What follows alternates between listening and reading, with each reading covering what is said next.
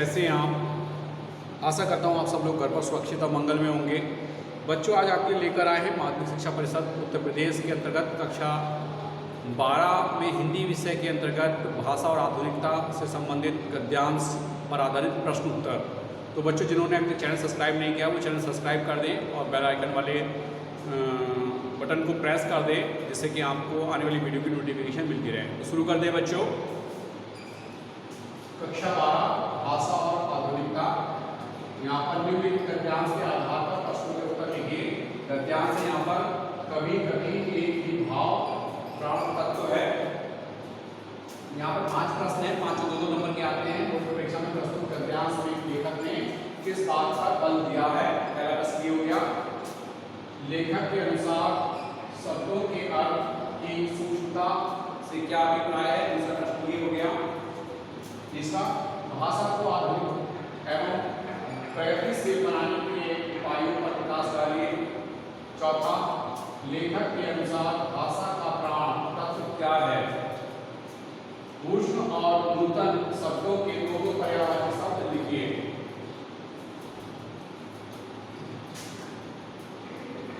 तो सबसे पहले मैं आपको वो गद्यांश पढ़कर सुनाना चाहूँगा जिससे संबंधित ये प्रश्न उत्तर दिए हुए हैं।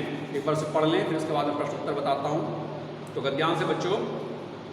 कभी कभी एक ही भाव के होते हुए भी उसके द्वारा ही उसके अन्य पहलू अथवा स्तर साफ व्यक्त नहीं होते हैं।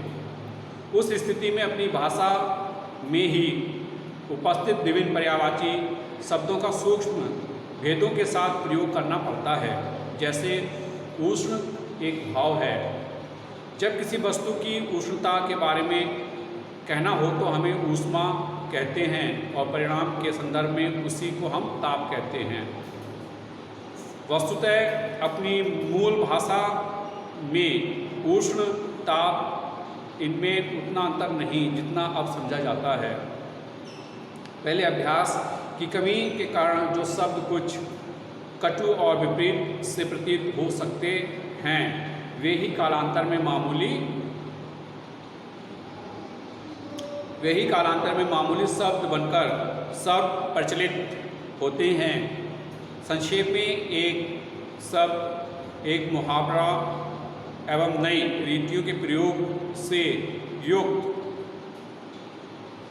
भाषा को व्यवहारिकता प्रदान करना ही भाषा में आधुनिकता लाना है।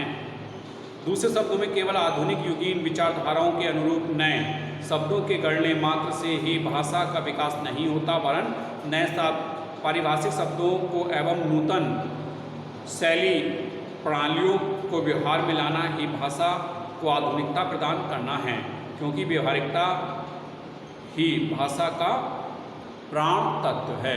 तो ये था वो गद्यांश जिससे हमें प्रश्न उत्तर करने हैं। तो पहला प्रश्न है, आप लोग अपनी नोटबुक और पेन उठा लीजिए। मैं बोलता हूँ, आप साथ साथ उसका आंसर लिखें। पहला प्रश्न है, ये बोर्ड प्रिपरेशन के लिए बहुत महत्वपूर्ण है बच्चों, इसलिए आपको कराया जा रहा है। प्रस्तुत गद्यांश में लेखक ने किस बात पर बल दिया है। पहला प्रश्न आपका ये है। तो इसका उत्तर मैं बोलता हूँ, आप साथ साथ लिख सकते हैं या सुन लीजिए, बाद में लिख लीजिए अपने शब्दों में। प्रस्तुत गद्यांश में लेखक ने इस बात पर बल दिया है कि प्रत्येक शब्द के पर्यायवाची शब्दों का प्रयोग एक दूसरे के स्थान पर नहीं किया जा सकता। सबसे पहले हमें उनके सूक्ष्म अर्थों को समझना चाहिए, बाद में उनका यथास्थान प्रयोग करना चाहिए। तो ये था पहला प्रश्न का उत्तर। दूसरा, लेखक के अनुसार शब्दों के अर्थ की सूक्ष्मता से क्या अभिप्राय है। तो इसका उत्तर,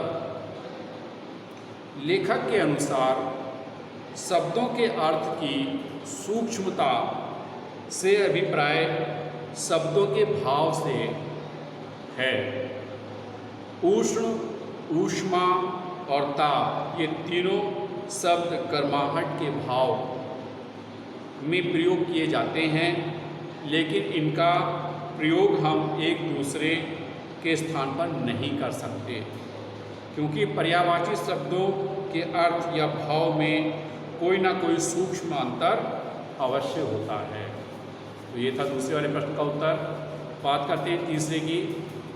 भाषा को आधुनिक एवं प्रगतिशील बनाने के उपायों पर प्रकाश डालिए। यहाँ का तीसरा प्रश्न है, तो इसका उत्तर लिखेंगे, भाषा को आधुनिक एवं प्रगतिशील बनाने के लिए प्रत्येक आधुनिक विचारों के अनुरूप नए शब्दों को गढ़ने मात्र से भाषा का विकास संभव नहीं है, अपितु भाषा को व्यवहारिक स्तर पर युग के अनुकूल बनाया जाए, तब वह भाषा समाज के अधिकांश सदस्यों द्वारा अपनाई जाएगी।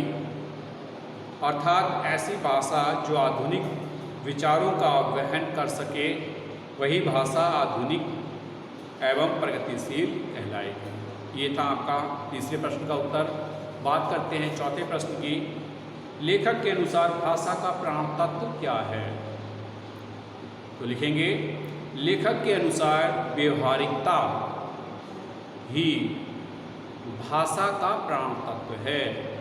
नए शब्दों, नए मुहावरों, नई शैलियों एवं नई पद्धतियों को व्यवहार में लाना ही आधुनिकता है और व्यवहारिकता ही भाषा का प्राण तत्व है। अब यहाँ पर दिया हुआ है कि उष्ण और नूतन के दो दो पर्यायवाची लिखने हैं। तो यहाँ पर उष्ण